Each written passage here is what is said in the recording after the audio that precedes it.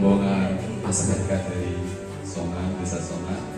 Selamat pagi Bapak Ibu dari rombongan jurusan kimia, prodi kimia di Stasiun Gayana.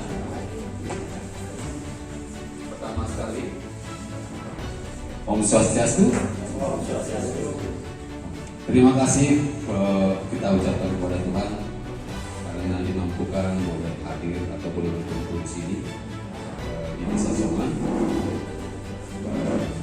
Mudah-mudahan dalam pertemuan kita ini banyak hal yang boleh kita lakukan dan bermanfaat untuk masyarakat Desa Songan di sini. Kami terima kasih pertama sekali kepada Bapak Direktur 1 sebagai Ketua dan sudah mengizinkan kami melakukan program pengabdian kepada masyarakat kepada masyarakat di Desa Songan yang menyasar nanti ke utama di Desa Songan. Dan kepada Bapak yang sudah hadir, terima kasih juga sudah ada Ibu, Bapak dan Ibu yang sudah hadir, terima kasih untuk bisa mendengarkan dari kami. Nanti juga dengan apa yang kami sampaikan sangat bermanfaat di kehidupan sehari-hari di Desa Songan ini. Sebelum kita mulai atau kita mulai acara kita, saya akan serahkan waktu kepada Bapak Ketua untuk memberikan kata sambutan sekaligus membuka acara pengajian kita hari ini. Saya persilakan. Terima kasih atas waktunya. Om Swastiastu.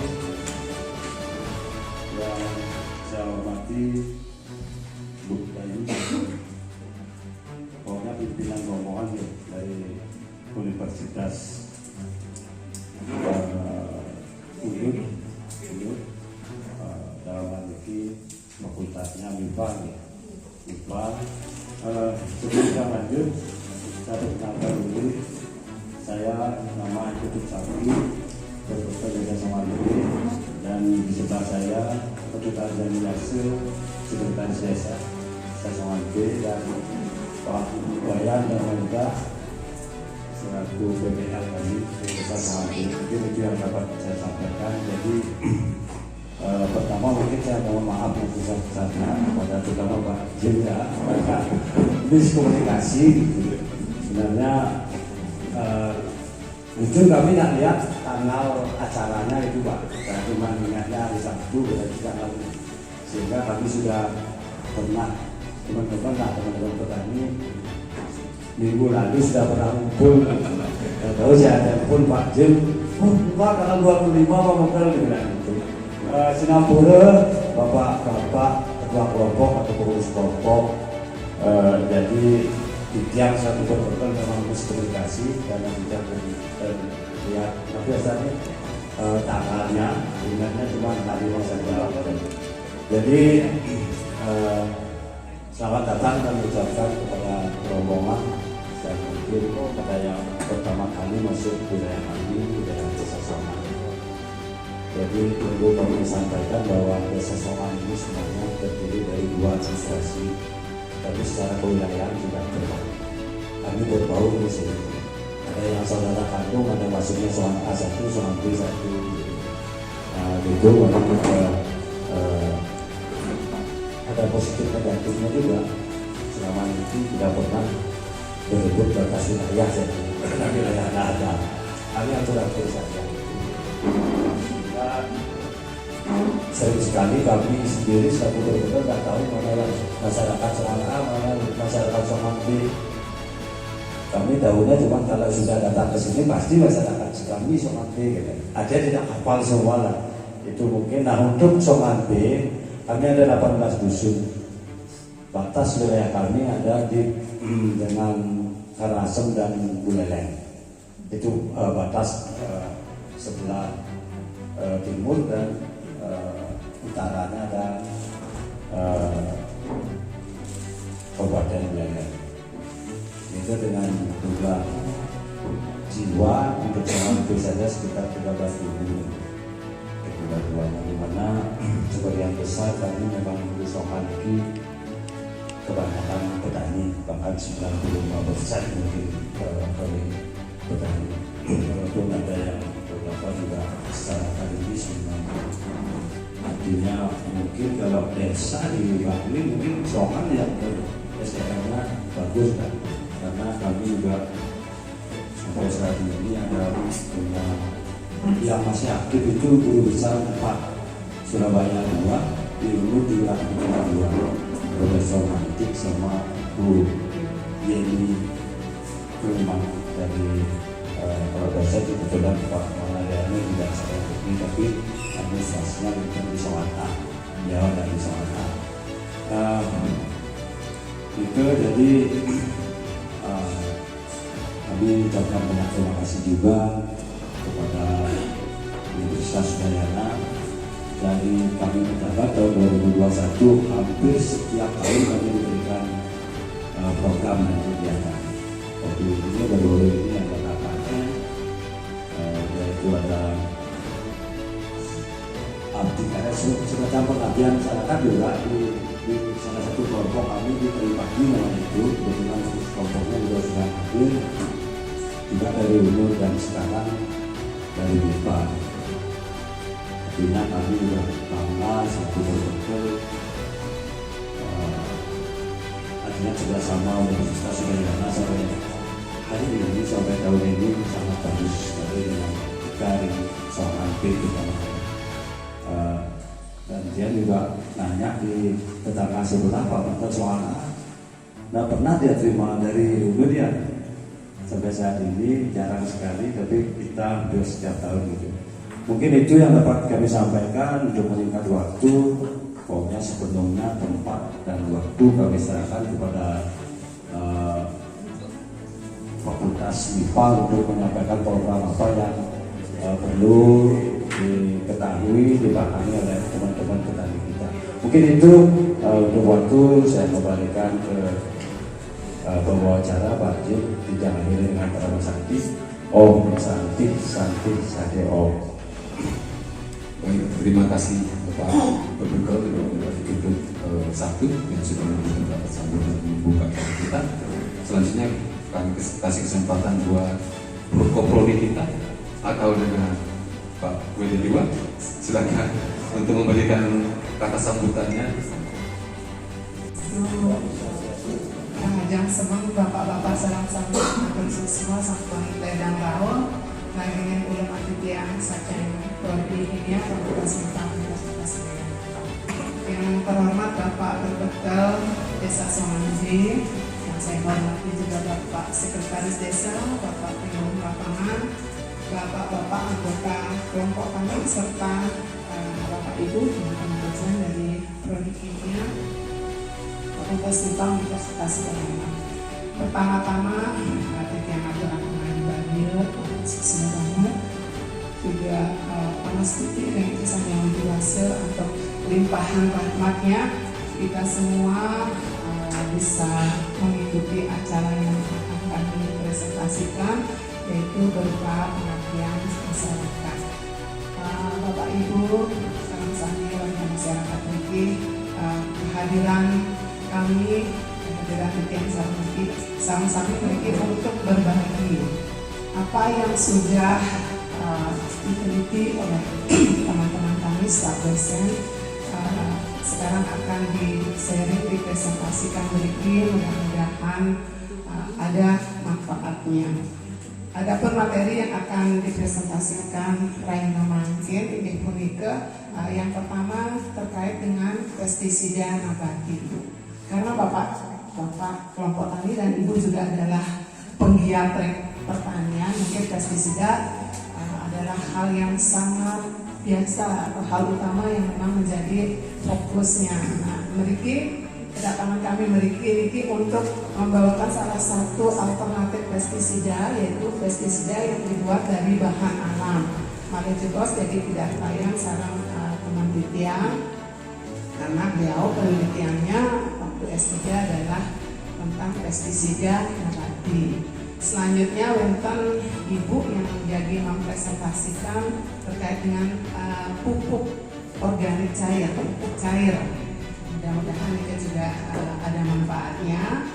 Kemudian Bentan juga salah satu teman akan mempresentasikan tentang lalat yang anti bisa fungsi lalat atau lilin anti lalat. Malah saya bilangnya lalat anti lilin. Lilin anti lalat. Begitu juga adalah sebelumnya sudah dikerjakan dengan lab dan studi. Melalui kesempatan ini juga Titiang memperkenalkan fungsi yang di samping Titiang, beliau adalah Bapak Wakil Dekan Bidang Keuangan. Kehadiran beliau mewakili dekan dan juga beliau sendiri adalah staf dosen di program studi dunia. Melalui kesempatan ini terima kasih matur semakin banget Bapak kelompok tani Sarang Sami Sampun Ledang Rao, mengingat kesibukan Bapak seorang ibu akeh pisan, jadi semua banget untuk waktu yang sudah diluangkan. Mudah-mudahan kerjasama ini berlanjut terus sehingga apa yang menjadi tujuan dari Universitas Udayana itu sebagai salah satu kampus yang berdampak, itu benar-benar memberikan dampak positif, dampak perkembangan ilmu dan teknologi untuk masyarakat di sini. Ini Titiang kira menikah yang bisa Titiang aturan oleh Bapak-Bapak Sarang Sami.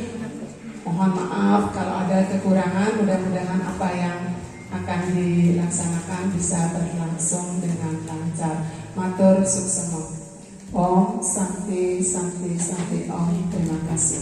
Ayu atas sambutannya. Sekarang kita langsung aja masuk kepada materi.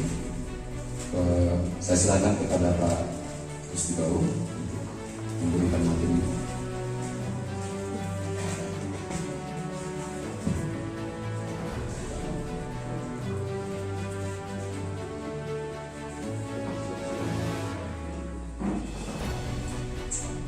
Baik, terima kasih Pak Jin atas waktunya. Karena semua sekian Pak Perwakilan dari Songanti, Pak Sekdes, yang saya hormati Pak Bedi juga, Bu Kaprodi, Bapak Ibu, kelompok tani, kelompok tani sampai Songanti, dan Bapak Ibu dosen Sarang Sami sampai atas nasihat Titiang. Nah sebelum kita menyampaikan paparan tentang biopestisida anti lalat, kita ceritakan sedikit kronologis judul ini muncul. Jadi kita basic dia memang kimia, S1 S2-nya kimia, S3-nya kebetulan ngambil dari pertanian. Nah kemudian sekitar seminggu lebih 2 minggu yang lalu di ketemu saran Pak Projin diminta untuk membawakan pestisida nabati. Jika memang bergerak di pestisida nabati, tapi khususnya ring padi. Nah, dia sering pengacara memiliki ke kita padi, ke Songan, ternyata kita meter padi, meter bawang putih, bawang merah, kubis. Riset telah yang ilmunya nikah tentang penyakit kul, tentang penyakit bawang putih, tentang penyakit bawang merah, dan lebih. Akhirnya punya wah, kita sangat tertarik ketika mandi. Ketika dasarnya kenapa dia mencoba memberikan biopestisida anti lalat ini. Di samping itu awalnya di kami ibu-ibu PKK yang jadi yang ramu-meramu, ternyata ini bapak-bapak segera bapak-bapak segera patah berarti cara bapak ceria, malas dia udah nggak ada yang rajin megai. Jadi apalagi udah ramu jadwal beli. Akhirnya seperti itu. Sekarang mudah-mudahan apa yang saya sampaikan ini bisa memberikan manfaat buat Bapak Ibu petani dan rezeki terkait dengan keberadaan lalat ini. Ya, kalau kita lihat ini dasarnya ngambil apa urut make biopestisida adalah lalat ini tahun 2024. Ternyata itu judulnya Kompastis, jadi sebuah lalat di Mekamani hingga kedua pecalang bunuh diri. Itu ternyata dua berita yang berbeda. Ya, satu memang kita lalat di Mekamani, nah bunuh diri kiosi bunuh diri pecalang kedua pecalang tahun itu ya. Itu menjadi disambung menjadi Kompastis lagi. Nah, kalau Ibu Sami Suni lalat nanti sampun merupakan insektisida yang berbahaya. berbahaya, tapi memang berbahaya karena dia merupakan vektor pengantar berbagai macam bakteri maupun virus. Jadi bisa menyebabkan penyakit buat kita kalau kita salah menangani lalat kulit. Walaupun sebentar kita dikasih bahasa bahwa lalat kita ini juga tidak terlalu membahayakan gitu. Sekewatir namanya lalat tetaplah hinggap di tempat kotor, masuk ke makanan dan kan juga menjadi faktor yang tidak baik untuk membawa penyakit. Banyak penyakit yang bisa disebabkan ini yang tidak sampaikan untuk kita melera macam-macam ini penyakit-penyakit itu yang masuk saja bisa dihubungkan dia dari biopestisida ya. Ini masalah-masalah. Nah kalau kayu lumas untuk mengendalikan lalat itu jadi anti lalat sintetik itu banyak sekali. Bahkan barangkali semoga Riki Sampun sering menggunakan sarana-sarana anti lalat sintetik kuniki karena dasar lumas. Nah sakewanten kita kalau menggunakan anti lalat sintetik kuniki perlu diperhatikan bahwa anti lalat sintetik ini sumber komponennya itu enggak senyawa sintetik gitu. Karena dia senyawa sintetik, kita jantan sampun bahasanya itu sulit terdegradasi oleh alam gitu. Jadi dia akan menjadi pencemar lingkungan. Karena dia sulit terdegradasi di alam, akan bisa menimbulkan dampak negatif terutama pada kita itu penyakit. Karena dia tidak mudah didegradasi oleh mikroorganisme saluran di lapangan. Nah karena dia berbahaya seperti itu, kemudian yang paling urgent itu dia bisa menimbulkan resistensi terhadap alat-alat saluran. Jadi sekali lalat itu bisa bertahan gennya lebih terhadap satu komponen sintetik anti alat sintetik ini dia akan berkembang.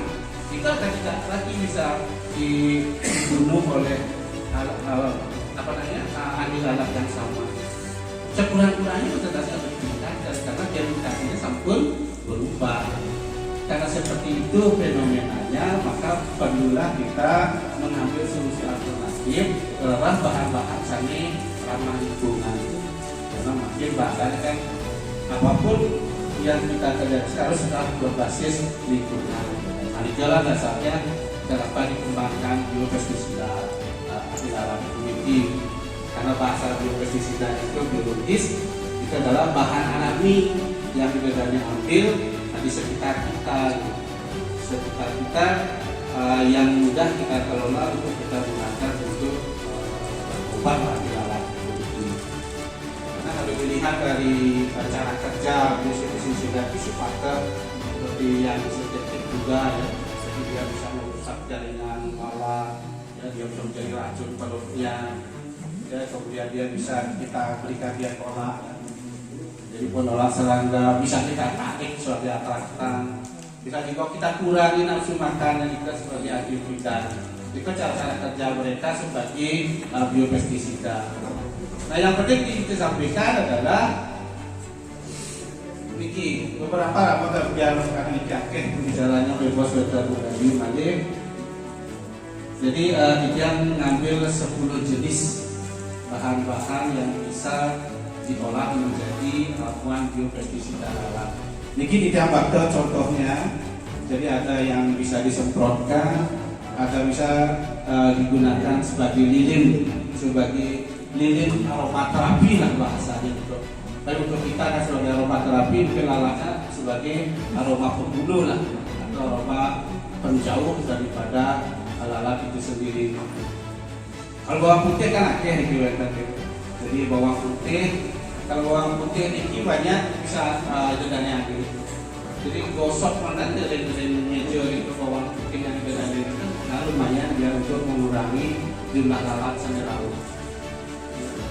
Jadi kalau ada dedanya ingin lebih kuyuh sedikit, ya ekstrak terus. Jadi ekstrak langsung saja 15 gram atau berapa gram yang dedanya campur dengan air, ya rendam sekian jam dan nanti 3 jam, kemudian saring itu sudah bisa digunakan sebagai penolak alat sebenarnya. Walaupun dalam ini tidak 100% ya, jadi apa yang kita sampaikan ini tidak ada yang secara riset, secara penelitian itu daya daya tarik maupun daya tolak itu 100% kan ya. Jadi kisarannya itu masih di bawah karena 70%. Tetapi dalam penelitian lumayan sampun mengurangi jumlah lalat yang bisa kita masuk ke wilayah yang kita isi dengan biopestisida politik. Jadi untuk bawang putih itu bisa dioleskan, kemudian bisa dibuat dalam bentuk semprotan dengan cara sederhana nih, rendam sejumlah tertentu dengan air ya minimal 3 jam, lalu saring airnya bapak-bapak bisa gunakan untuk semprot gitu. Jadi tidak dan lalat. Kalau hanya itu yang digunakan, bisa digunakan untuk makanan. Tetapi kelemahannya juga kalau ditaruh di meja itu dia penyebarannya lemah. Maka perlulah kadang-kadang bisa ditambahkan dengan pasta perata atau pengikat. Nah, yang sering digunakan perata atau pengikat itu bisa kuin dan deterjen. Itu lebih awet ya. Kalau ada tambahkan kuin dengan sakit, ada sampuran nyemprot. Kalau menggunakan kuin dan deterjen, sampuran nyemprot makanan. Ya. Kalau tidak ada nikah silakan. Kemudian bawang putih tadi kita direndam 3 jam, kemudian gunakan rengajinan dan tidak masalah. Itu apa pertama. Nah, aplikasi kita menggunakan minyak kenanga. Minyak kenanga karakternya sama juga penolak serangga. Karena ini yang dari golongan minyak minyak atau mengandung senyawa tetraethyl ini akan menguap gitu. Jadi minyak asli gitu, ada kupas parfum gitu. Itu jenis-jenisnya. Kemudian niki bisa dibuat dalam bentuk semprotan, bisa juga dibuat dalam bentuk lilin sekali niki. Nanti kebetulan lilin niki dibuat sama teman juga, barangkali nanti dipraktekkan cara membuat lilinnya kalau ada waktu silakan. Niki lilin niki kita campur minyak kenanga niki dengan rendaman bawang putih. Jadi bawang putih misalnya 20 gram direndam dalam 80 ml minyak kenanga. Nah itu berapa persennya itu lalu dimanfaatkan untuk membuat campuran lilin ini. Sehingga nanti kalau lilin kita bakar, aroma kenanga dan ininya bawang putih ini muncul. Itu diharapkan itulah yang akan menolak kehadiran lalat peduliker. Nah kalau di kita lilin aromaterapi akeh itu untuk terapi di tubuh kita. Jadi prinsipnya sama seperti lilin aromaterapi. Cuma ini budaya karena bau yang dimunculkan itu menolak kehadiran serangga tidak disukai oleh lalat. Ambil ya, jadi bisa menolak dan bisa juga membunuh sesungguhnya. Jadi kalau secara sederhananya bisa ngangi minyaknya, bisa ngangi langsung cabainya sendiri.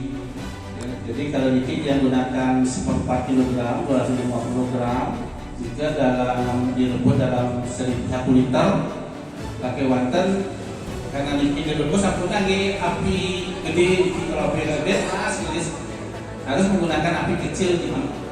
Tapi contohnya menggunakan api kecil ke komponen yang mudah menguap mereka kan boleh silang masih bisa bertahan di sana dalam jangka waktu lama.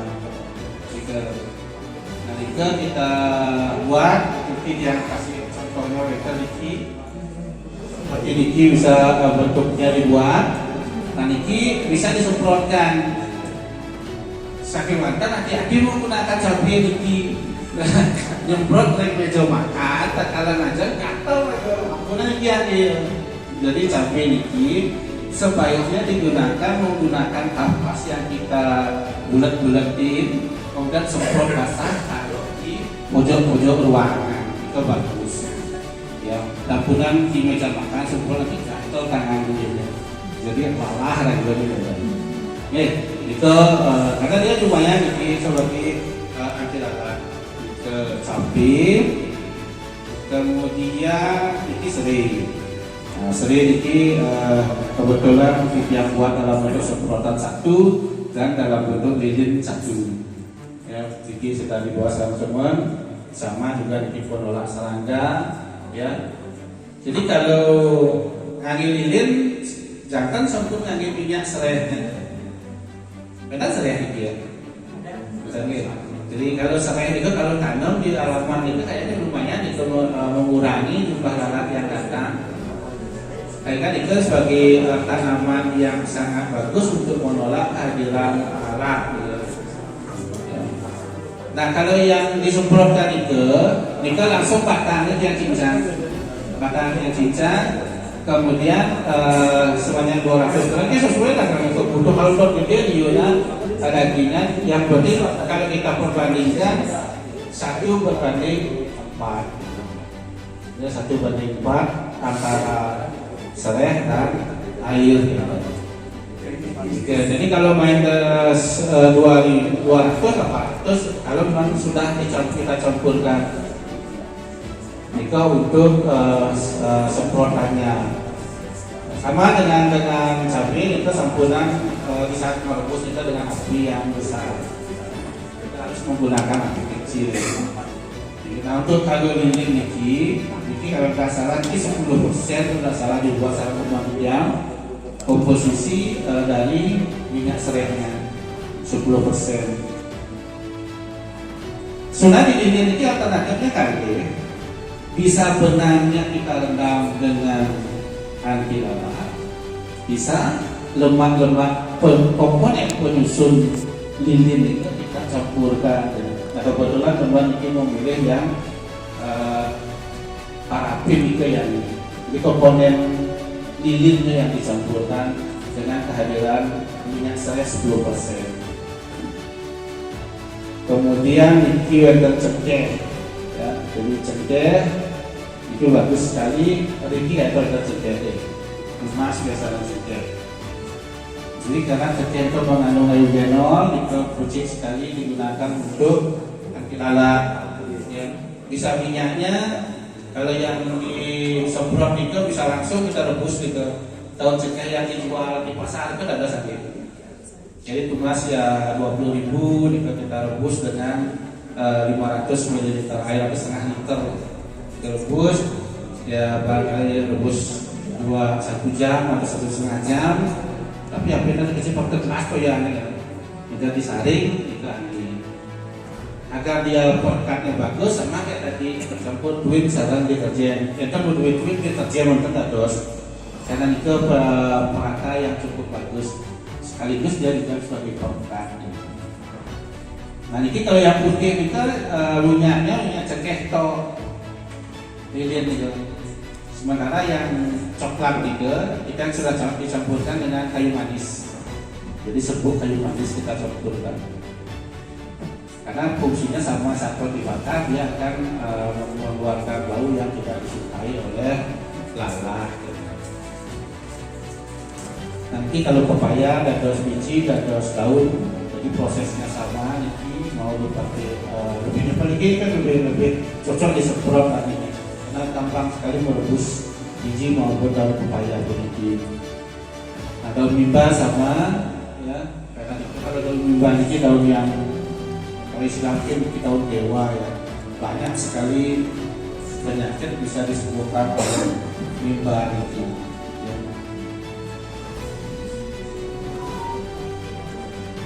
Kemudian ini daun jeruk nipis juga bagus digunakan ya. Memang wajar cara kita untuk mengusir lalat atau membunuh lalat itu bisa menggunakan kalau yang umum itu nanti triplex segi 4 itu lebih triplex segi 4 kemudian kita lapisi dia dengan green box gitu kedua sisinya. Kemudian kita semprotkan dengan atraktan penariknya. Ampunan penolak nih. Kalau penolaknya rugi, jadi harus menggunakan minyak-minyak yang yang disuka oleh bau lalat. Itu kan kita taruh di halaman, dia akan berputar-putar, nanti akan dicari oleh lalat menempel di sana. Ke kalau di ini banyak yang dipakai model ke. Nah, dia tidak menggunakan masker, tapi dia hanya menggunakan box tertentu. Ditambah minyak ciri yang berfungsi sebagai atraktan, jadi penarik lalat. Kemudian iki daun sirsa sama iki ininya, dan terakhir iki daun timpi gulung. Yang bisa digunakan sebagai pestisida anti lalat. Jadi terkait dengan produk yang mau dibuat, itu entah itu produk yang akan disemprotkan, produk yang akan dibuat sebagai legend, sebagai aromaterapi, atau kalau penolakan pun menggunakan papan itu. Jadi dia lupa minyak yang disukai lalat, atraktannya lah. Jika baru bisa menggunakan, kadang-kadang menggunakan perangkap, menggunakan botol aqua ya, yang dilubangi 3, kemudian di dalam dengan daging lah yang disukai lalat kita akan masuk ke dalamnya. Nah, jadi di dalam juga disemprotkan dengan pembunuhan. Nah, kemudian kalau yang ke bisa penarik, penolak maupun sebagai yang mengurangi nafsu makan, anti vegan itu juga bisa. Itu disemprot biasanya. Mungkin kerjasama menikah yang bisa kita sampaikan terkait dengan biopestisida lalat, ampura bulanan, internetan tujuan nasibin sekarang, tadi payung makin, pikiran atau belajar juga terkait dengan ini. Mudah-mudahan dengan pertemuan ini yang mendapatkan informasi yang lebih valid barangkali terkait dengan biopestisida anti lalat, karena yakin ikan sementara ini sampun menggunakan alat sarana-sarana ini. Sekian kata galah Pak Jim, kalau memang wetan yang didiskusikan dengan senang hati dia melakukan untuk berdiskusi. Sukses kata galah Pak Jim. Terima kasih Bapak Gustibawo yang sudah memberikan materinya. Kalau ada pertanyaan dari Bapak atau Ibu, boleh ditanyakan. Silakan.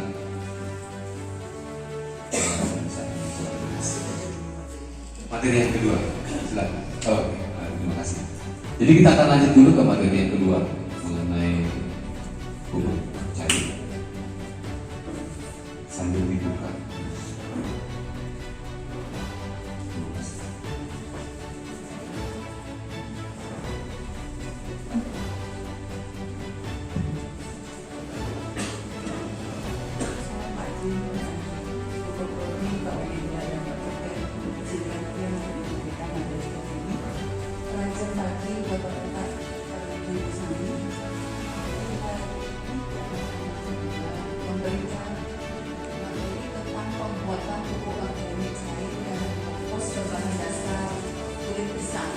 Jadi ini merupakan hilirisasi dari penelitian tim kami di mana kami harus punya kewajiban untuk menyampaikan apa yang kami kerjakan masyarakatnya. Jadi karena di sini kita tahu adalah sementara untuk petani sayurnya dan yang lain. Jadi di sini seperti informasi yang sudah dapat. Jadi di sini katanya sudah banyak mengerjakan pembuatan ekoiksi ini. Jadi mungkin ada sedikit perbedaan antara ekoiksi dengan pupuk organik ya. Dimana nanti di dalam prosesnya ini pembuatan pupuk organik cair kita akan mendapatkan kompos juga ya. Jadi ampas dari pembuatan pupuk organik cair itu nanti akan mendapatkan kompos. Jadi kalau kita lihat secara definisi pupuk organik cair adalah pupuk yang tersusun dari sisa makhluk hidup seperti pelapukan, sisa-sisa tanaman, hewan dan kotoran manusia. Ya. Kemudian kalau kita definisikan pupuk organik cair itu adalah pupuk organik cair itu adalah pupuk berfasad sedikit yang dibuat dari bahan-bahan organik melalui proses pendidikan. Jadi sesungguhnya Bapak selama ini di sini sudah kebetulan sebelah kami juga Pak Prof yang sering membuat itu ya. Jadi ekoenzim itu mungkin menggunakan bahan yang segar ya, yang mempunyai aroma yang khas, itu biasanya dipakai.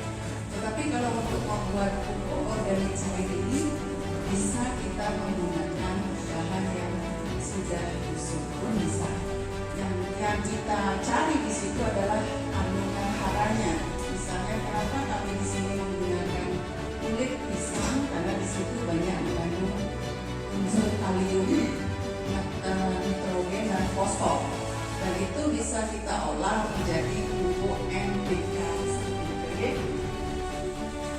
Nah, ini ada aspek kalau kita mau membedakan antara pupuk organik cair dengan ekoenzim di sini ya.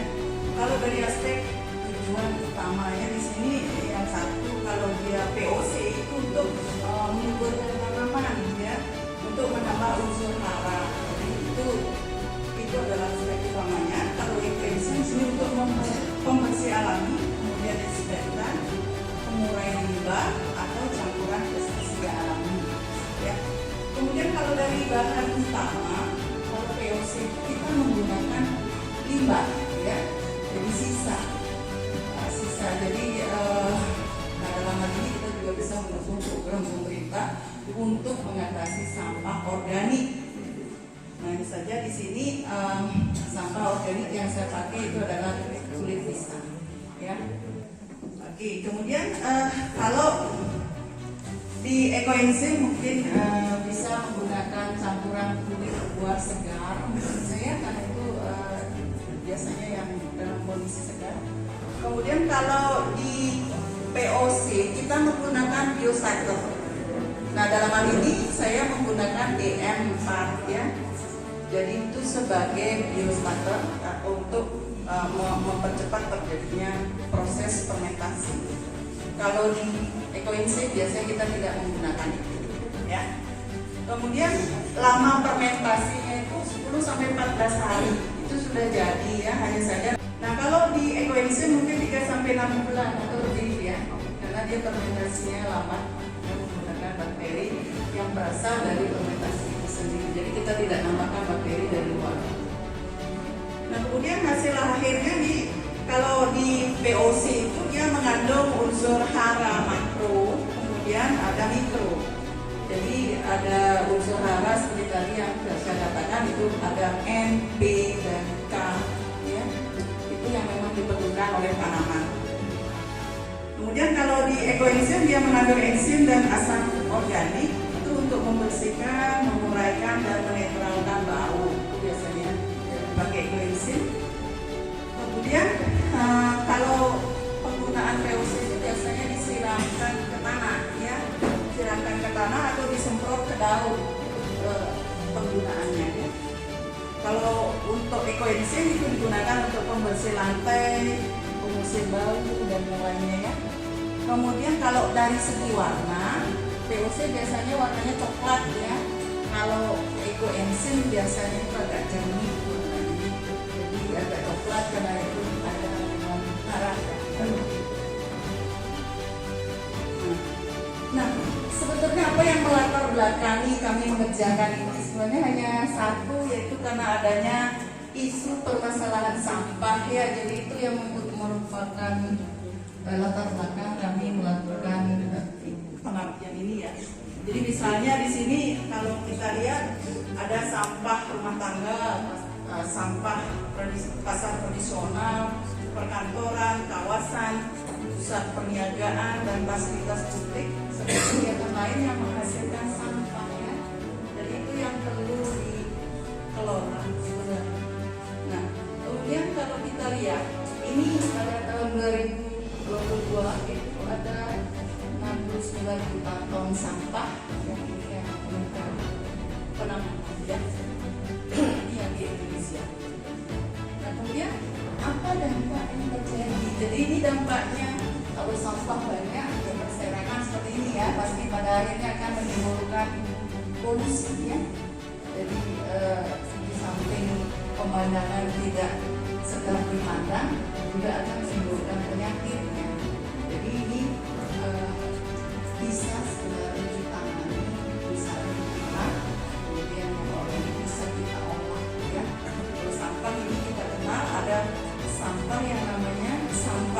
organik dan sampah anorganik. Jadi sampah organiknya ini yang bisa kita olah menjadi produk yang bisa dimanfaatkan.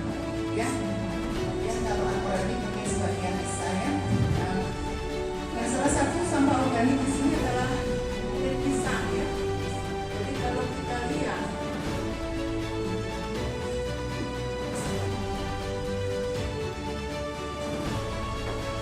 pisang di sini ya, mungkin tidak akan kurang 5 pisang ya, karena pisang ini banyak sekali dimanfaatkan terutama untuk sarana upacara ya. Jadi setiap ada upacara pasti menggunakan pisang ya.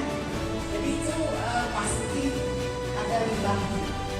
Kemudian pisang juga sebagai bahan baku makanan, jadi bisa diolah menjadi kue dan yang lainnya, dan kulitnya itu kita bisa manfaatkan ya. Kemudian untuk kecantikan, karena ini dari penelitian yang kita lakukan dari tim sudah beberapa diolah menjadi bedak bukan krim ya. Untuk krim juga sudah diolah sama Bu Wiwi namanya ya, itu memang concern sekali mengerjakan tentang pisang. Kemudian untuk obat anti jerawat ya, karena dia memang antibakterinya bagus ya, jadi daya bakterinya cukup kuat sehingga dikembangkan untuk menjadi obat infeksi jerawat. Kemudian bisa juga diolah menjadi pupuk organik cair atau kompos karena dia mengandung hara, terutama kalium di sana, tinggi sekali kaliumnya, kemudian ada nitrogen dan fosfor. Ya. Nah, sebenarnya organik rumah tangga dan menghasilkan pupuk organik cair, VOC dan kompos. Kemudian ini harusnya kita mengadakan pelatihan, tapi di sini karena sudah biasa mengerjakan ekoenzim, mungkin bisa langsung bisa mengerjakan VOC tanpa kami berikan pelatihan ya. Kemudian ini adalah untuk memberikan pengemasan, mungkin kalau pengemasan itu bisa langsung ya, bisa dan berikan. Nah ini jalannya seperti ini. Kalau mau membuat organik atau sampah organik yang bisa kita olah menjadi VOC dan kompos. Jadi sampah yang berasal dari aktivitas manusia, terutama sampah organik, dalam hal ini kulit pisang yang banyak mengandung kalium, itu bisa kita olah menjadi organik cair dan kompos. Nah, kenapa kita harus mengolahnya menjadi pupuk organik cair? Karena di sini ternyata pupuk organik cair itu lebih mudah diserap tanaman. Kemudian itu merupakan hasil fermentasi menggunakan organisme. Kemudian kandungan unsur hara untuk cair dan stabil ya. Kemudian dia memiliki kandungan NPK yang cukup tinggi. Jadi ini alasan kenapa kita mengubahnya menjadi pupuk organik cair. Nah kemudian kenapa lagi dia diolah menjadi kompos? Jadi kompos ini berfungsi sebagai multivitamin pada tanaman. Ya, kemudian hasil pemurnian sebagian campuran organik dan dia mempunyai warna coklat dan sifat fisik yang menonjol ya. Jadi ini akan membantu mengembalikan struktur tanah ya. Kemudian yang berikutnya hasil samping dari proses pembuatan VOC. Jadi kalau kita membuat pupuk organik cair, sekalian nanti kita mendapatkan kompos seperti itu ya. Ini ataupun metode ya. Jadi kita menggunakan fermentor ya atau komposter ada ini. Itu perbandingannya 1 kilo dengan 2 liter air bersih atau air cucian beras boleh. Kemudian gula merahnya 100 gram dan EM4-nya 50 ml. Ya, itu dijadikan satu resep ya atau satu formula. Kalau mau membuat lebih dari itu berarti 2 kalinya, 3 kali. Seperti itu kan ya. Nah, ini mungkin seperti ini ya.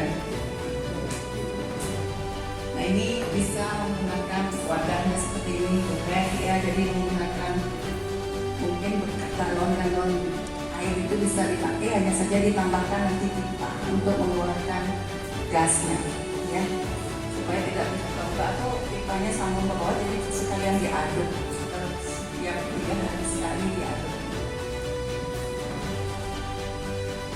Nah, kalau pembuatan komposnya seperti ini, jadi kita mengumpulkan limbah padat yang berasal dari sisa POC. Kalau POC kita ambil yang bagian cairannya saja, kemudian limbahnya itu bisa kita olah menjadi kompos, ya. Dengan cara di sini menambahkan bahan tambahan seperti misalnya tanah, boleh tanah subur, kemudian sekam padi dan kulit telur.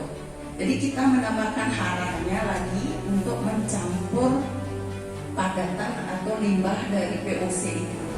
Jadi ada beberapa bagian mineral yang masih belum keluar atau belum tersarikan, itu kita pakai lagi untuk pupuk kompos dengan menambahkan tambahan berupa tanah, kemudian sekam padi dan kulit telur.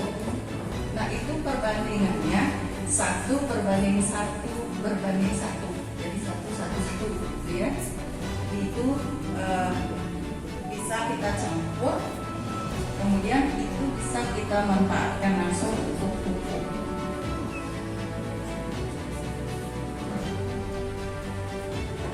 Ya, jadi sisa dari produk samping padatan ini kita tambahkan sekam padi atau tanah, sekam padi dan kulit telur. Nah, ini akan menjadi, ya, kalau tidak ada kulit telur, sekam padi, tanah sama produk samping itu bisa. Kemudian kita tambahkan kulit telur, karena kulit telur di situ banyak mengandung kalium, nitrogen dan fosfor.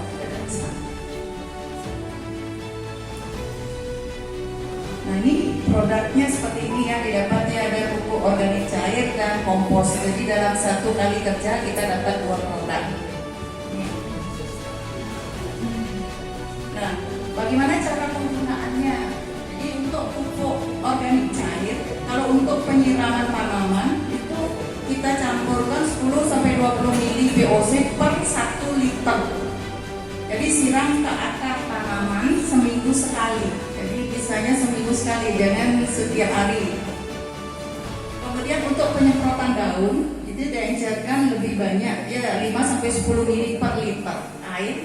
Kemudian semprotkan ke daun pada pagi atau sore hari. Dan ini pun dilakukan seminggu sekali, tidak setiap hari. Ya, itu yang bisa saya berikan untuk hari ini. Mudah-mudahan kewenten manfaatnya ini atau apa yang saya berikan mungkin bapak di sini sudah lakukan, tetapi mungkin ada sedikit tambahan dari kami, mudah-mudahan itu ada manfaatnya. Saya kembalikan ke terima kasih. Baik, terima kasih pemaparan materinya dari Bu Yustuti. Kita akan lakukan sesi tanya jawab selama 5 menit bisa atau 10 menit. Kita masih punya waktu. Silakan Bapak Ibu boleh bertanya.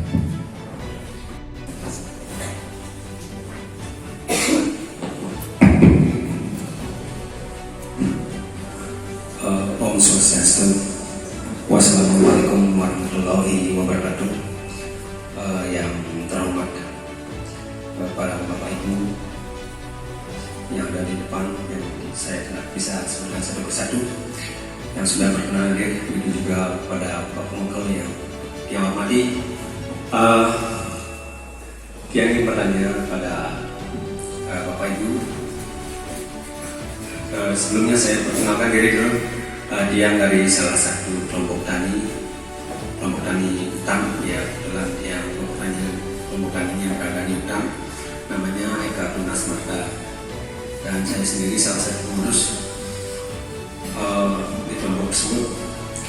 Dan yang tanyakan Niki, program Niki, pengabdian Niki, bagaimana bentuk dari pengabdian Niki pada masyarakat, apakah Niki continue nanti cuma beberapa hari atau beberapa bulan, karena saya sangat mengapresiasi sekali dengan adanya program Niki, di mana dengan adanya program Niki di mana-mana Niki sebagai kelompok tani tentunya sudah menambah wawasan atau ilmu tentang bagaimana caranya mengelola lahan pertanian biar tidak tercemar.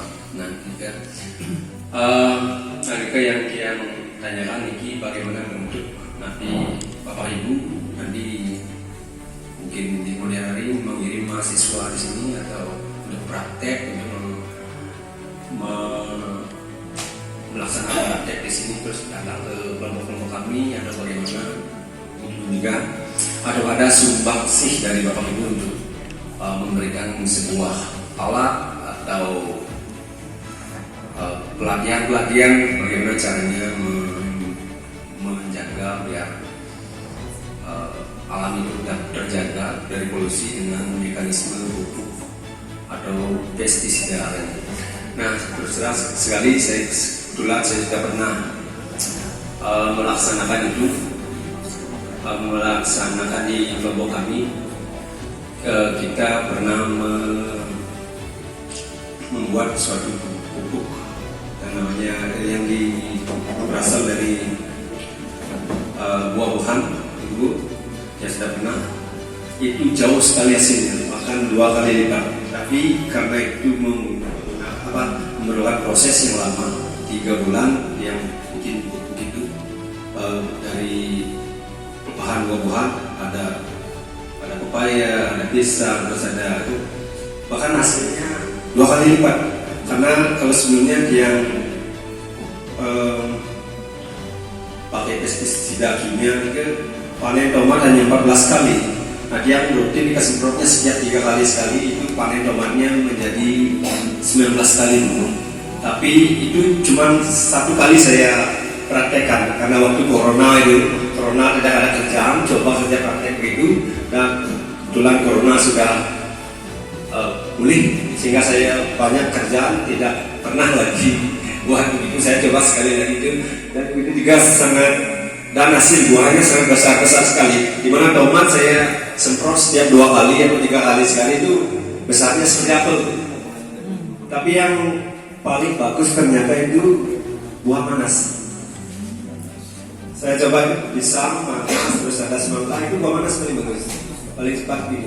Nah, itu sebagai review yang barangkali teman-teman sudah coba juga, sehingga dari program ini yang lunas masukan-masukan, terus pelatihan juga, atau juga mungkin mainkan buku-buku ya yang minta mulai tahu itu kalau mainkan tentang ada kemudian yang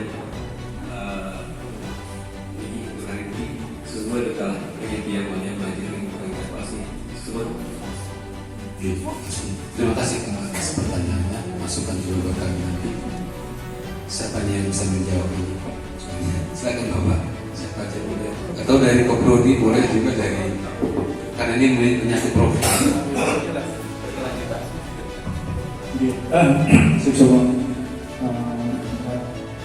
Terkait dengan pertanyaan Bang Bumi, kecil besar di harapan kami sih memang kalau kegiatan pengabdian ini berkelanjutan, ya saya harapkan Koprodi juga sedemikian, supaya kegiatan ini kalau bisa continue. Ya, salah satunya adalah kita punya program bina desa. Ya, dan ada pengabdian bina desa dan ada pengabdian internasional. Kalau dari program KKN ada 3 juga yang sifatnya mandiri, bisa Bapak Ibu teman-teman dosen nanti mencari paling tidak 15-20 mahasiswa untuk KKN mandiri. Ada 3 jenis di situ, ada tematik, kemudian ada KKN bina desa, dan ada navigasi bencana. Itu akan dibiayai oleh APBN minimal 15-20 orang. Kalau nanti menyasar di salah satunya di daerah Songan B ini, mungkin bagus sekali supaya kontinuitas kegiatan ini berjalan terus. Itu saran yang harus sebagai masukan ke lembaga ini. Kemudian masalah tadi yang sudah dipraktekkan kelompok tani ke kami, jadi kalau ke apa namanya prosesnya kan memang lama ya, memang hampir 3 bulan begitu tadi disampaikan 3 bulan. Memang itu proses pembusukan supaya unsur-unsur hara itu keluar semua sebagai pupuk cair. Nah, langkah baiknya mungkin kalau dibuat berkesinambungan juga, mungkin hari ini buat sekian liter, besoknya atau per 2 hari atau per 3 hari buat terus, sehingga kita punya cadangan seterusnya. Ini salah satu alternatif sebagai produksi untuk pupuk cair.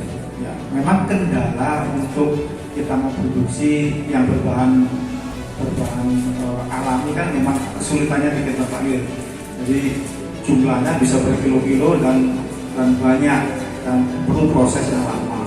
Ketimbang nanti kita membeli pestisida yang atau pupuk yang sintetis, lebih praktis memang. Tapi Bapak sampai membuktikan bahwa dengan pupuk cair alami ini jauh produksinya lebih bagus. Tiga maka mungkin yang jawis pertanyaan dan saran dari Bapak mungkin terus mungkin rekaman dari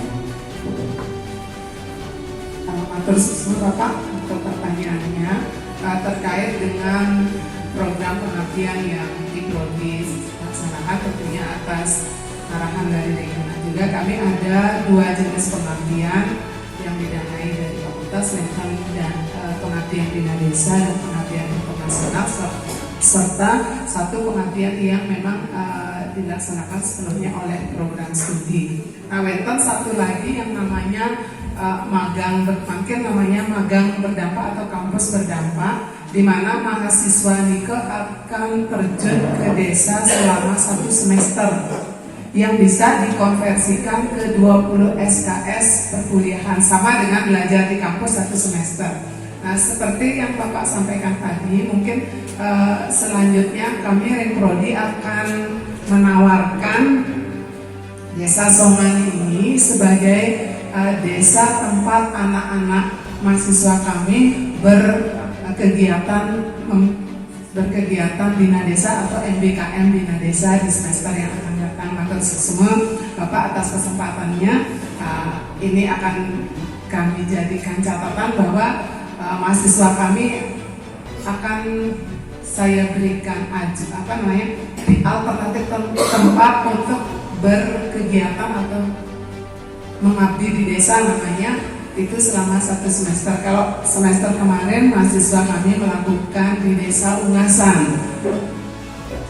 Ya, mudah-mudahan di semester yang akan datang ini mahasiswa kami bisa mengabdi di desa Songanti. Mungkin itu adalah salah satu bentuk tindak lanjut dari kegiatan ini, dan masih banyak lagi. Atau di tahun-tahun pengabdian kami lakukan setiap tahun ada 3 kegiatan. Jadi tahun depan kalau diizinkan kami akan kembali lagi ke sini. Nika dari kami, Matur Suksema. Mungkin dari Prof Budi.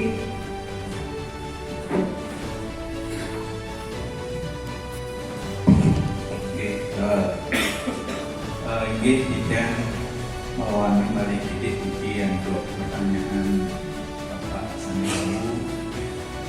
Pertama sudah yang sedikit memberikan tanggapan. Kemudian ini nulis sedikit saya panggil Bapak Melantur.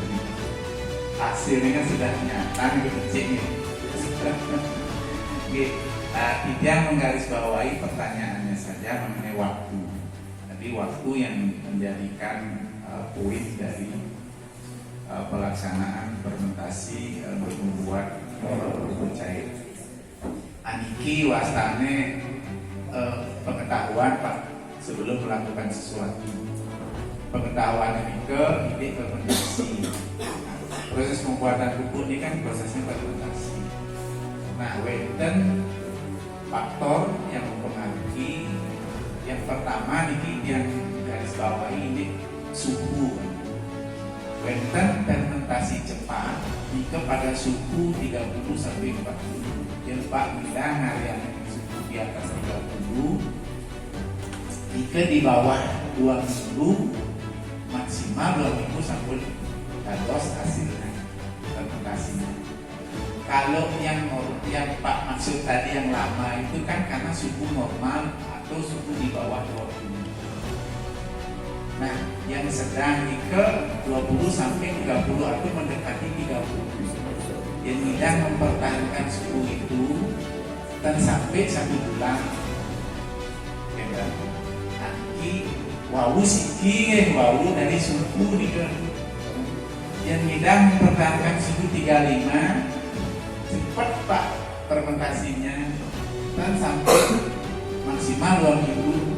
Yang tidak mendekati 30 sampai 30 jika 1 bulan. Yang normal ya Pak Bau hampir 3 bulan normal dengin. Coba dicek suhu dingin rata-ratanya minap yang mungkin ya sekitar 27 sampai 30 ya. Nah, berarti kalau bisa dipertahankan itu ya suhu sedang kita termasuk. Suhu sedang kita termasuk. Tapi kalian ini sana menentukan bahan Pak. Bahannya yang bahannya komplit jika sekali wawu bu bayu niken jika wenten nganggi napi wastane nganggi molase nganggi cucian teras jika bahan-bahan berkualitas jika akan menambah peningkatan proses fermentasi dari waktu.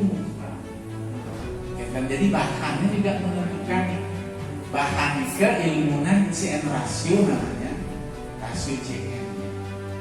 Nah, rasio CN yang dicek ke ambron ini, nah karena ini ilmiah bahasa. Rasio kandungan C dengan N dari bahan ke antara 20-30 itu baru memicu mikroba optimal yang dan campuran bahan ke C ya kita. Nanti, nah, sampai faktorik yang ijen kali ini kan ada suhu saran bahan ke. Nah ini yang suhu pengambil prosedur pembuatan nike sudah cukup optimal nike biasa. Misalnya kan ampun tentang sekali wawu bukayu ijen. Ikuti nike, nah itu bahannya sudah optimal sudah diuji. Makin sebenarnya suhunya kan yang kalian alon-alon.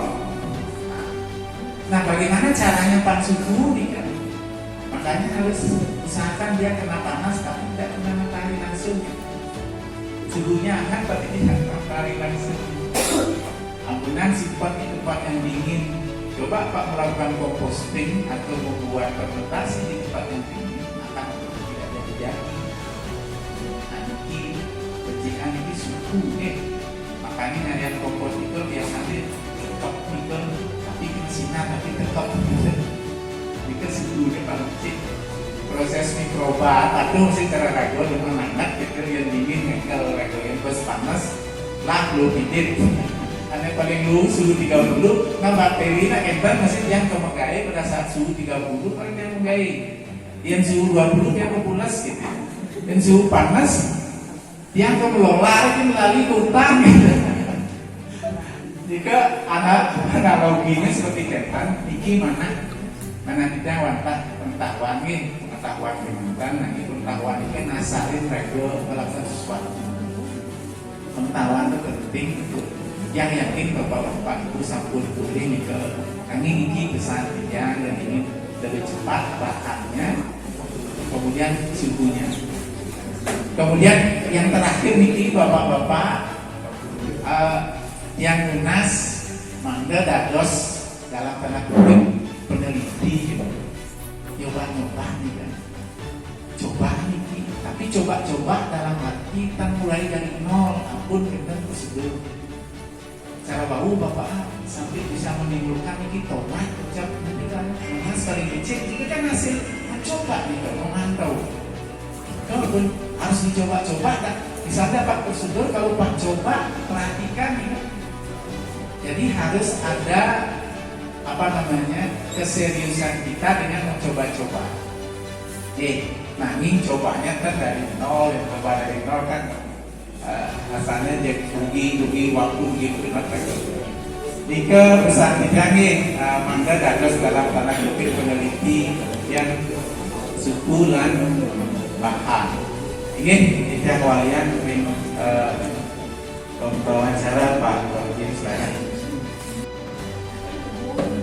Baik, terima kasih Prof. Budi atas penjelasan dari segi ilmiah. Satu pertanyaan lagi atau dua boleh, karena kita mau memuaskan dulu. Siapa tahu ada beberapa pertanyaan yang bisa menjadi masukan buat kami juga dan menjadi nanti bahan kami nanti melakukan apa lagi nih yang bisa kita lakukan di kemudian hari di sini. Silakan Bapak. Terima kasih. Om Swastiastu. Assalamualaikum warahmatullahi wabarakatuh. Salam sejahtera bagi kita bersama. Mohon izin, nama dia Wayan Dharmayuda, selaku penduduk pertanian di Desa Songan B.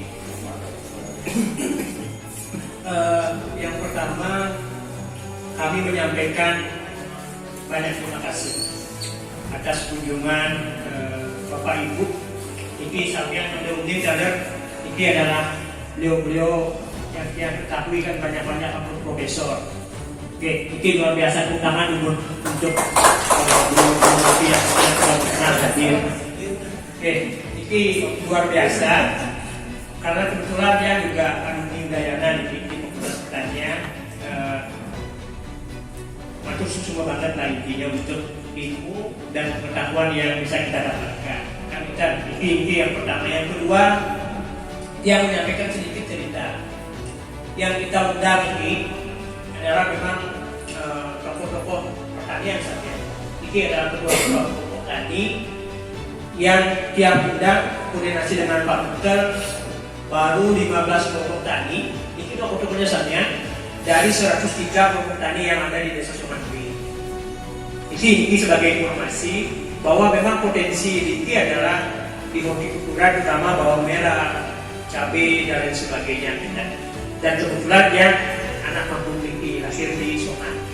Nah ini yang kedua pun yang sampaikan, makanya ini tokoh-tokohnya bila perlu bisa disebarluaskan sama anggota kelompok taninya. Ini kan luar biasa untuk kita dapatkan informasi.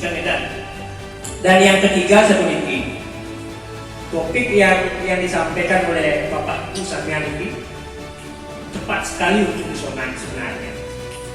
Dan dia Sungkara ini ilmu dan dia akan pakai secara langsung praktek untuk melaksanakan. Bila perlu kalau misalnya memang winter nanti hasil dari pupuk, dari lilin dan lain sebagainya untuk menanggulangi lalat. Ini adalah jawaban yang kita cari di Desa Songan. Kenapa? Karena gini, ini makin kan dari COVID-19 makin tren adalah di villa. Kan ini kan di glamping. Ini aku tokoh-tokoh juga punya banyak villa juga di Jogja kan. Punya pelaku pariwisata juga sampai. Dan juga memang bergelut di pertanian. Tidak akan lepas ini. Nah, tantangan dari 2019 selesai COVID, dan kasus kan merebak lalat. Kan ini sampai Pak Menteri Pertanian, Menteri Pariwisata waktu itu adalah Sandiaga Uno, kan ini berkunjung ke Waya Devasia. Dan kebetulan dia yang ikut mendampingi beliau, mewakili Bapak Kepala Dinas Pertanian waktu itu mendiskusikan masalah lalat. Belum ada jawaban sebenarnya waktu itu. Dan semoga apa yang disampaikan tadi dari narasumber bisa menjawab hambatan dan kendala yang dihadapi oleh kita ini.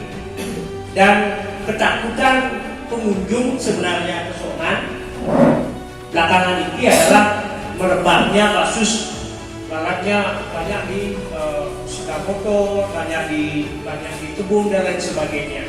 Nah, ketika misalnya ini produknya bisa menyelesaikan masalah, Udayana sudah bisa menjawab tantangan yang ada di Bali sebenarnya. Ini yang sampaikan. Ini mohon maaf agak sedikit lama karena ini adalah bagian hal yang sangat penting. Dan yang waktu itu menyampaikan dengan Pak Menteri langsung bahwa dibilangkan pertanian sangat berdampak menimbulkan lalat. Yang menjawab secara langsung, mohon maaf, bahwa memang betul sebagian kecil, tetapi kalau 100% pertanian berdampak untuk menimbulkan lalat yang tidak sepakat. Karena di pariwisata sendiri pun misalnya tapi ada nih memakai buah-buahan, memakai daging juga menimbulkan lalat, kan tidak? Nah, makanya yang sampaikan dengan Pak Menteri waktu itu adalah bagaimana kalau kita sinergi antara pariwisata dan pertanian. Karena potensi di Bali adalah pariwisata dan pertanian, tidak bisa dipungkiri. Kalau Niki lepas dari pertanian tidak akan mendapatkan hasil. Kalau menghasilkan di pariwisata dengan dampak misalnya bom Bali, dampak COVID yang begitu menghebohkan, pariwisata kan oleh. Makanya satu-satunya yang memang bisa bertahan pada saat COVID, terutama di Songan, adalah di pertanian. Pada saat COVID bahkan teman-teman bisa membangun ini yang pulau Pak Prof, Ibu Prof, dan pakar-pakar ini. Ini yang sebenarnya memang yang disampaikan adalah tapi ada nih sinergi antara pertanian dan pariwisata. Dan tantangan yang terakhir adalah memang di Danau Batur. Dan kita punya Danau Batur yang memang luasnya 1.680 hektar. Ini kan berdampak kepada sektor pertanian, berdampak kepada pariwisata dan lain sebagainya. Dan terutama pupuk organiknya. Nah, terutama pupuk organiknya yang disampaikan tadi Bu Dayu, terima kasih. Dan kita bahan-bahannya hampir semua ada di sini. Dan terus terang yang secara pribadi memang yang pelaku pertanian langsung, tidak hanya biologis, yang pelaku, yang budidaya bawang langsung, dan dia memang hobi, kan? Memang yang apa yang disampaikan oleh Bu Dayu tadi, bahan-bahannya dia punya semua, tanam di rumah. Gitu. Nah, itu yang dia sampaikan. Intinya yang tidak memberikan pertanyaan, tetapi alangkah bijaknya yang disampaikan dari Bapak Ibu yang di depan, Pak Kapolri, Pak Ibu Wakil Dekan dan lain sebagainya. Mohon bila perlu dilanjutkan lagi ini pengabdian ini kepada kita. Nanti masalah seleksi kelompok-kelompoknya kan kita yang punya tanggung jawab nanti. Artinya ini kan yang besar pun dengan Pak Menteri kita mengundang siapa yang hadir, berarti beliau-beliaunya ini kan sudah termasuk yang paling rajin-rajin. Kalau misalnya kita undang berkali-kali dan hadir, mohon maaf, yang punya kebijakan kan kita dengan Pak Menteri, berarti nanti ada pertemuan-pertemuan yang lain yang lebih penting dan program yang lebih penting ya kita kesampingkan. Untuk seleksi nanti misalnya ada program, artinya program, tapi dari yang tadi disampaikan ya kita nanti bisa memfasilitasi teman-teman kelompok yang memang berkompeten untuk melakukan riset. Bila perlu, itu yang perlu banget, yang misalnya memang dijual belikan produk itu, yang disongan itu sebenarnya ingin praktis Pak, yang disampaikan tadi. Tapi ada nih, kalau membuatnya itu akan jujur ini tanya ya. Begitu dia yang dengar bisik-bisik kan, ini yang tadi benar gitu, tapi bahan-bahannya sampean ngeten. Kalau misalnya Bapak Ibu, kalau dari segi kepercayaan itu menggilap, dayangan yang aku ya, tidak dilakukan lagi kan itu. Menggilapnya ini sudah dayangan sudah yang percaya betul. Ketika misalnya ini produknya dijual belikan, pasti langsung dibeli sama teman-teman tadi. Kita kira-kira yang bisa dia sampaikan secara sharing nanti lebih lanjut kan yang kebetulan juga pengurus penduduk Kabupaten Bali yang jumlahnya 89 orang, kebetulan tadinya Ibu Prof juga seorang penduduk, kan? Nanti yang bisa sediakan bisa sampaikan kepada teman-teman penduduk se-Kabupaten Bali dan ini sudah didengar langsung dengan kelompok-kelompok tadi. Dan yang menyampaikan kalau itu bisa dijual, yang sendiri pun langsung beli, langsung nanti. Dan kira-kira beberapa hal yang bisa dia sampaikan ini dan intinya dia terima kasih banyak untuk kehadiran Bapak Ibu misalnya di Suksma. Tim dari Universitas Udayana dan Bapak PL yang dia hormati. Perkenalkan, di atas nama Romo Brata, dia adalah salah satu ketua kelompok tani sekaligus dia adalah petani di Desa Somang. Ada beberapa hal yang sudah disampaikan tadi, cuma hanya sedikit menambahkan terkait apa yang dipaparkan, terutama adalah terkait dengan obat atau zat pengusir lalat dan juga tentang pupuk organik cair. Yang pertama terkait dengan zat alami yang bisa digunakan untuk mengusir lalat. Tentunya kami di Somang kebanyakan adalah menggunakan hal yang praktis apa yang disampaikan Bapak PL tadi. Kita menggunakan kadang-kadang yang menggunakan sejenis yang kertas lembaran ditempel itu jenis lem. Cuma ada juga digunakan pada pertanian, sama juga hal yang ditempel lalu untuk menarik lalat-lalat yang ada di tanaman.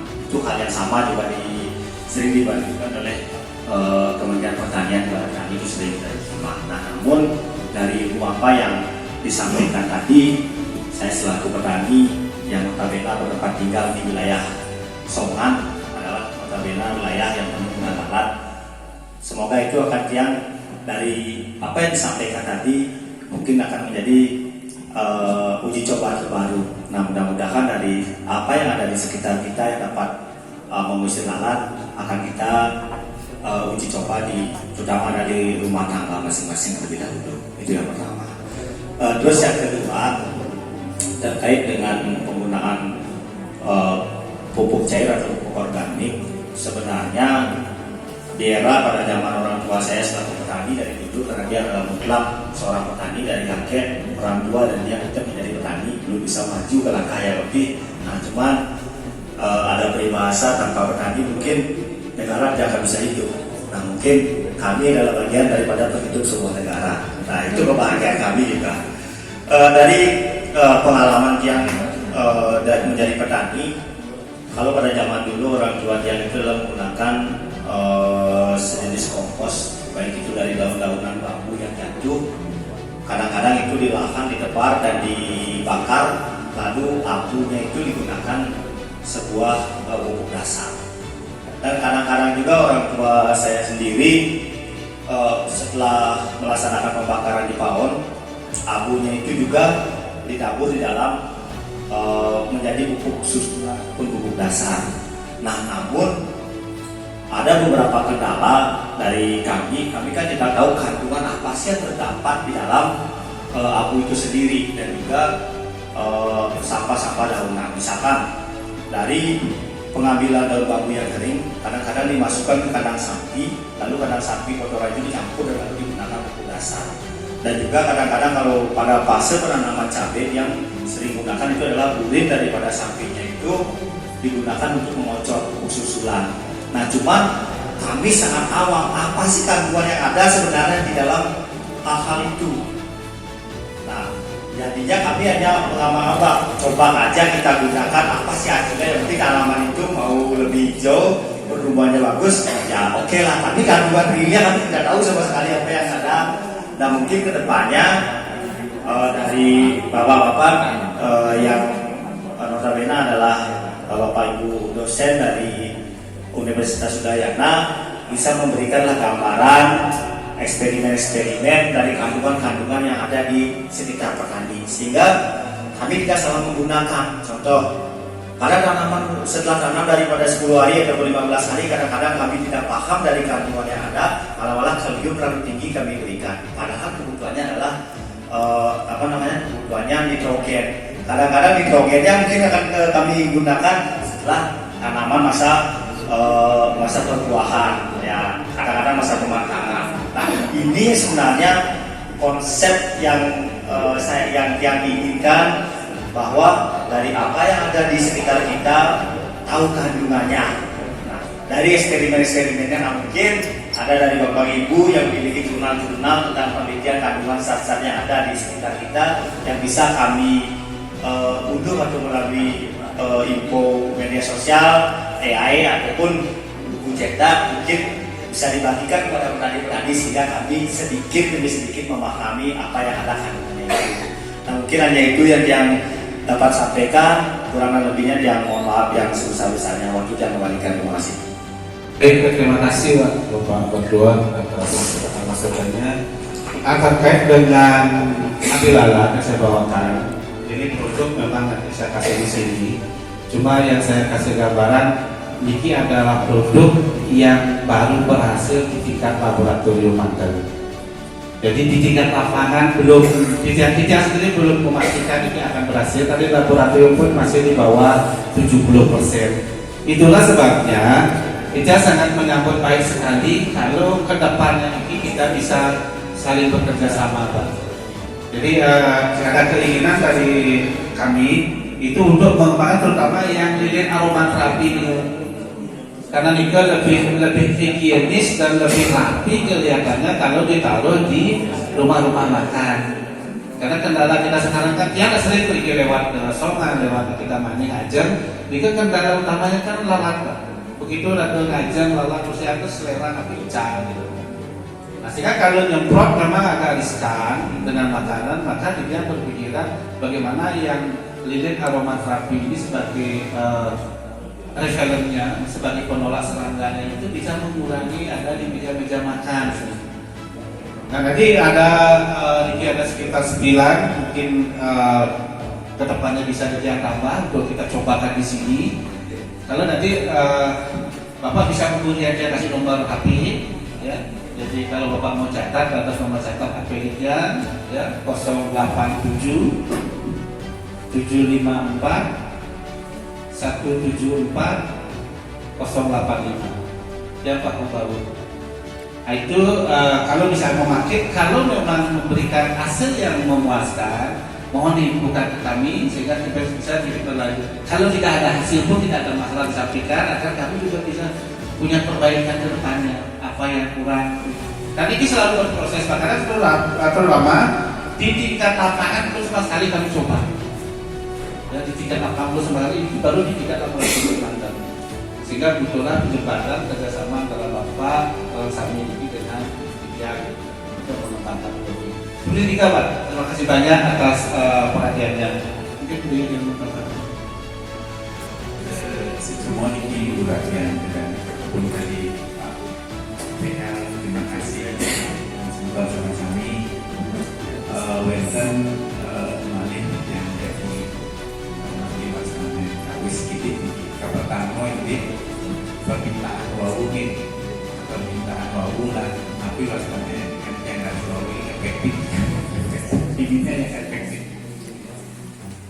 Ini permintaan Niki kebetulan Niki ada Pak jadi dua ada buku Frodi yang saya rasa mudah-mudahan ini kendala ini karena ada permintaan dari masyarakat misalnya untuk pendampingan, untuk workshop, jadi bagaimana caranya menyikapi nanti kita persilahkan deh. Yang berikutnya Niki ini efektif wau justru yang berharap juga memiliki Bapak Ibu tentang skill bertani Banten yang kita harapkan diperoleh nanti diberikan dari sebuah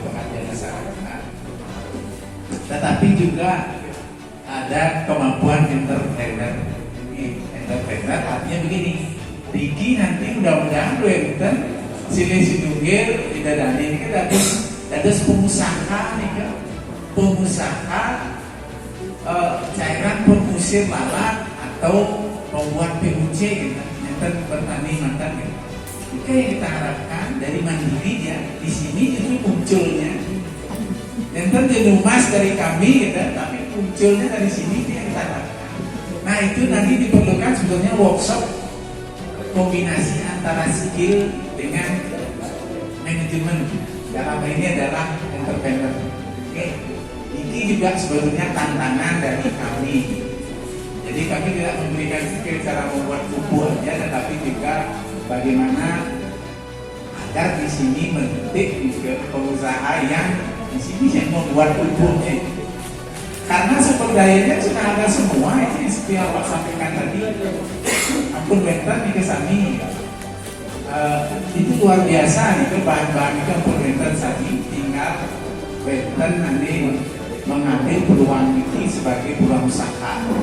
Ini tolong digaris bawahi ini siapa tahu nanti. Kalau skill ilmu itu mudah Pak, tinggal dipelajari, dibaca. Gitu. Justru biasanya yang entrepreneur ini yang butuh ada passion dari dalam dan lain sebagainya. Oke. Nah, kaping 3 niki indek wau enten bahan-bahan yang terlalu mereka jadi coba cinaan wau cara membuat POC. Kan ada sumber bahan pertamanya itu adalah limbah sayur dan buah. Nih, limbah sayur dan buah. Ini ke sumber nutrisinya dari bahan mentah yang akan dijadikan pupuk. Sumbernya di situ. Jika wenten kalsium diambil dari sana, wenten kalsium diambil dari itu, wenten protein diambil dari itu. Tetapi terbungkus dalam bahan mentah juga. Inilah yang mau dilepaskan dalam proses fermentasi.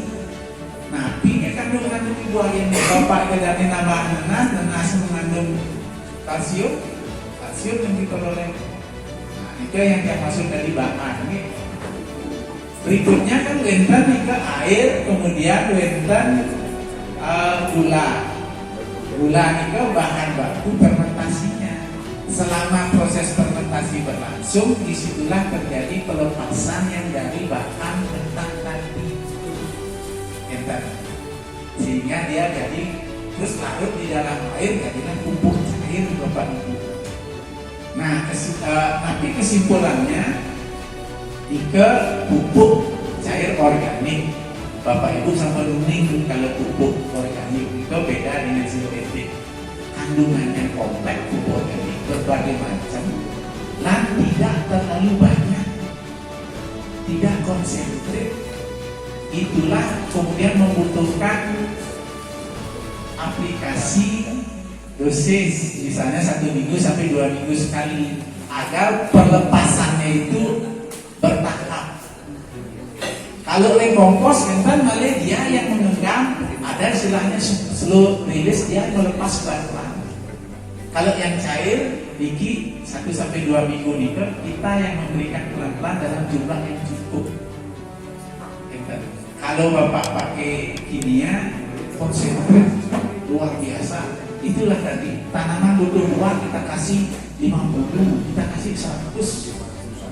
Itu yang 100 itu adalah disinfektan. Kalau tanaman butuh buah, organik itu mampu menyediakan 1 dulu. Kalau kita bagus kualitasnya 2, nanti dibutuhkan lagi tambah 2 secara bertahap. Kan keunggulannya itu bahan organik juga. Makanya aplikasinya itu ada dosisnya. Jika kalau dicair tadi dia larut di dalam airnya, kalau dikompos nanti dia terikat di dalam matrik komposnya. Kalau kompos nanti ada namanya kapasitas tukar karbon, dialah yang memegang kalau dikompos.